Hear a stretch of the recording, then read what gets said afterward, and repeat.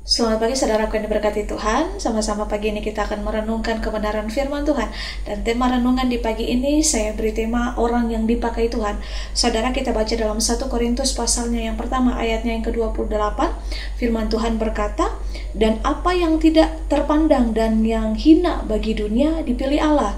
Bahkan apa yang tidak berarti dipilih Allah untuk meniadakan apa yang berarti." Saudara, setiap manusia yang percaya pastinya selalu rindu agar hidupnya itu dipakai oleh Tuhan.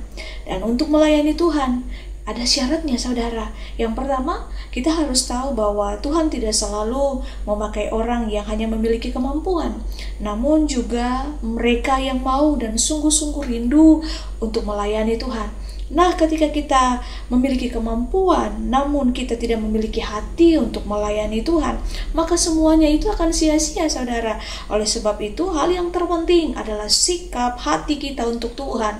Dan apakah kita ini benar-benar rindu untuk dipakai oleh Tuhan?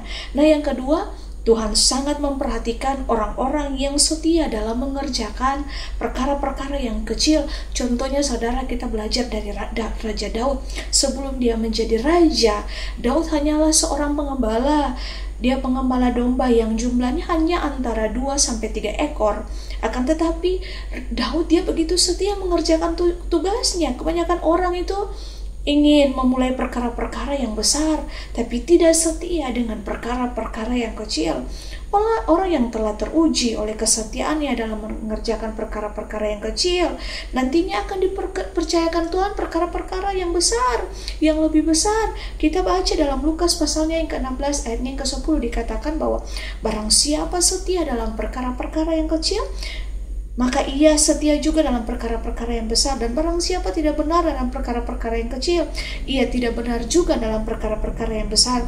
Oleh karena itu saudara, mari kita setia terhadap perkara-perkara yang sederhana. Perkara apapun yang Tuhan percayakan kepada kita saat ini, mungkin itu perkara-perkara yang kecil, tapi mari biar ketika kita setia cepat atau lambat, itu akan memberikan upah kepada setiap kita.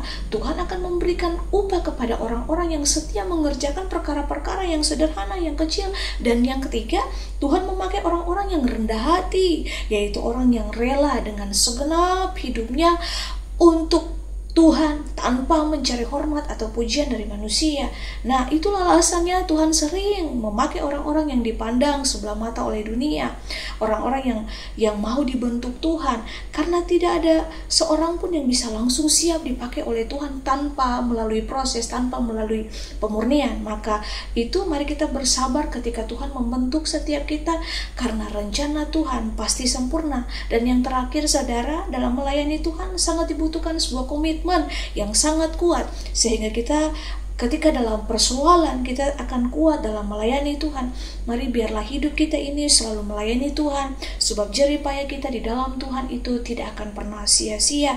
Lakukanlah dengan segenap hati, lakukanlah dengan hati yang tulus dan rendah hati, karena Tuhan itu mencari hati yang tulus, hati yang murni, yang tidak mencari hormat pada manusia, tidak mencari pujian kepada manusia, melainkan kepuasannya hanya untuk kemuliaan nama Tuhan.